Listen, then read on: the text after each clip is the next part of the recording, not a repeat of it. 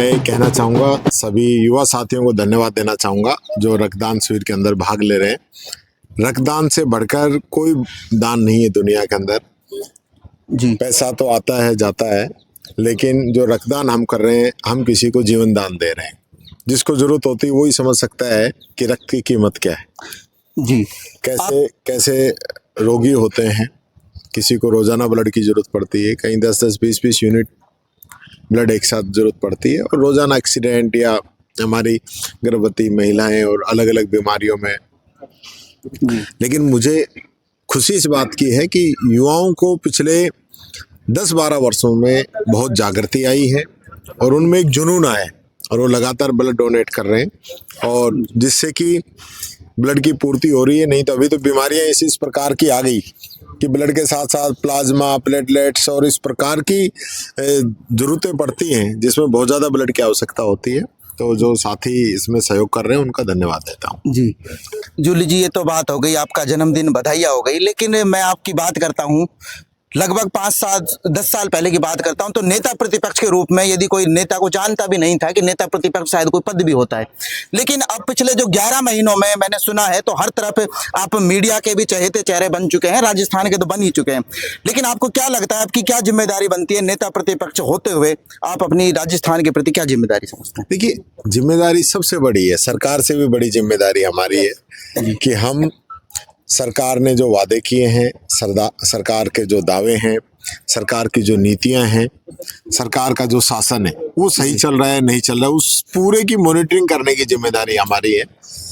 और उन सब चीज़ों को लेकर सदन चलता है उस समय तो सदन के अंदर, और जब सदन नहीं चल रहा है तो मीडिया को साथ लेकर उन सभी इश्यूज को, मुद्दों को उठाने का काम हमारा है, जिससे कि सरकार लाइन पे चले। जी, सरकार पटरी से उतरे नहीं।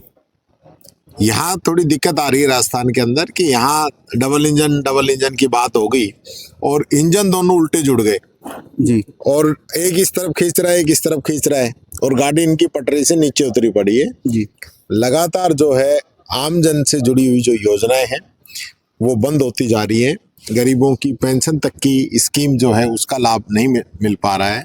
ऐसी स्थिति में हमारी जिम्मेदारी बढ़ जाती है और लगातार हम इसको लेके सरकार के संपर्क में भी हैं, मीडिया के संपर्क में हैं, जनता के बीच में अपनी बात को हम रख रहे हैं। जी, आपका बात रखने का तरीका जो बहुत ही निराला बताया जाता है, क्योंकि अब भजनलाल सरकार है, लेकिन भजनलाल को भी आपने कटघरे में खड़ा कर दिया था। एक बार मेरे याद है जब वो बात कर रहे थे कि जब मैं सरपंच था उस समय आपने फिर बताया कि ऐसा तो कुछ हुआ ही नहीं थी, नरेगा तो बाद में चालू हुआ है। आप कब की बात कर रहे हैं? ये तो अचानक ही मैंने ये बात कही थी और ये बात जनता को बड़ी पसंद आई। अब मैं बम्बई गया, वहां भी लोग कह रहे थे कि साहब वो नरेगा वाली बात आपने बड़ी कही। वो मेरा कोई मुख्यमंत्री का कटघरे में खड़ा करने का मकसद नहीं था, लेकिन कम से कम मुख्यमंत्री स्तर का आदमी जनता के बीच में झूठ तो नहीं कहे। जी, जब वो सरपंच नहीं, उस समय नरेगा चल रही थी, और जब वो सरपंच हट गए थे उसके बाद नरेगा शुरू हुई, तो आप कह रहे हो कि मैं नरेगा में इतना काम कराया कि दूसरे सरपंच भी मुझसे पूछते थे। जी, तो एक गलत बात कम से कम जनप्रतिनिधि को नहीं कहनी चाहिए। आज जितनी हो ठीक है, जितना काम कराए उतना बताएं। आज मुझे खुशी होगी कि मुख्यमंत्री जी अब 11 महीने हो गए, 12 महीने जब पूरे हों तो वो बताएं कि मैंने एक साल में कितना काम किया है, और मैं भी बताऊंगा एक साल में कितना राजस्थान का नुकसान किया है। जी। नेता प्रतिपक्ष जी, एक सवाल मेरा आपसे और रहता है, आप अपनी जिम्मेदारी तो बेखूब निभा रहे हैं, लेकिन राजस्थान की जनता अब कहीं ना कहीं आपको एक बड़े चेहरे के रूप में मुख्यमंत्री के पद पर देख रही है। इस पे आपने कभी विचार किया या कभी कोई बात हुई?